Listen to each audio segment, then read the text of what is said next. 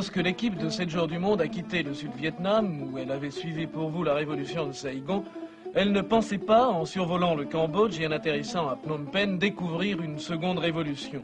Une révolution bien sûr plus difficile à saisir, une révolution sans mortier et sans mort.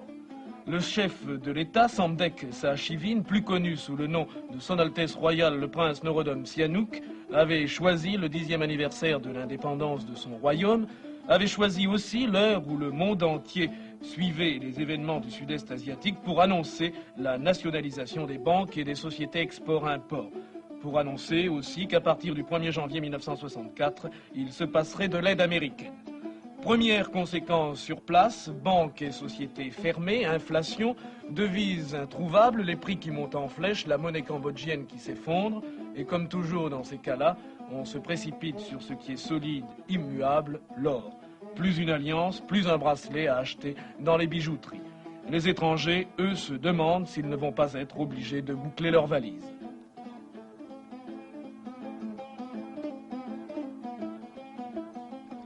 Ce chef d'État, à la fois prince des mille nuits et prince socialiste, personnage étonnant, et vous allez pouvoir en juger, roi qui succède à son grand-père, qui abdique en faveur de son père, puis lorsque son père meurt, laisse le titre à la reine, sa mère, mais truste tous les pouvoirs et toutes les décisions.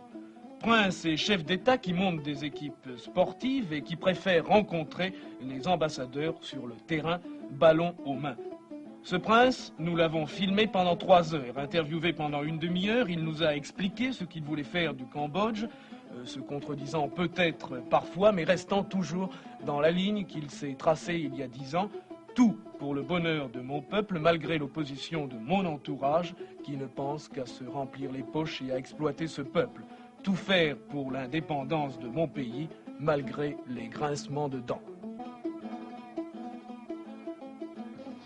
En fait, ce qui vous préoccupe, c'est la nationalisation du secteur import-export et du secteur banque privée. Mais avant d'arriver au vif du sujet, dis-je, il faut quand même que je passe par un préambule, que j'explique certaines choses, que je mette au point certaines choses. D'abord en ce qui concerne les Américains et nous, et ensuite en ce qui concerne les Français et nous. Et tout naturellement, nous arriverons alors à l'affaire qui vous préoccupe. En ce qui concerne les Français et nous, j'ai beaucoup dit et écrit. Les Américains et nous, j'ai beaucoup dit et écrit. Vous le savez. Vous le savez. Donc, je ne me répète pas. Les Américains veulent bien offrir des dollars pour faire proliférer les capitalistes de chez nous et puis les maisons d'import-export. Mais il n'est pas question pour eux d'aider le Cambodge à avoir son indépendance économique en nous aidant à augmenter notre production et surtout en nous aidant à posséder une industrie nationale. Alors on veut que nous dépendions des grandes puissances industrialisées et que nous continuions à acheter leurs produits. Et l'aide américaine, par exemple, est dispensée pour l'importation de ces produits. Ce n'est pas aider l'indépendance cambodgienne que de faire cela. Dans ce débâcle des amitiés occidentales, pour commencer l'amitié américaine, je ne peux pas parler de l'amitié anglo-saxonne, australienne ou anglaise. Ces anglo-saxons ont été toujours contre moi, contre la neutralité de mon pays. Je le savais. Mais au moins, j'espérais que je pourrais sauvegarder l'amitié française pour mon pays parce que j'estimais qu'elle était plus que nécessaire pour notre morale de neutre.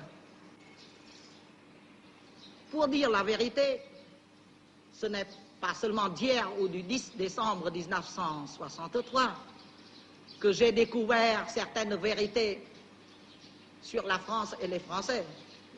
Je les connaissais de tout temps. C'est pourquoi je faisais exprès de taire, d'oublier, d'ignorer sciemment certains gestes inamicaux de la France ou des Français à notre égard, dans le cœur des gens de droite, du centre ou de gauche. C'est la France qui est présente et non pas les autres.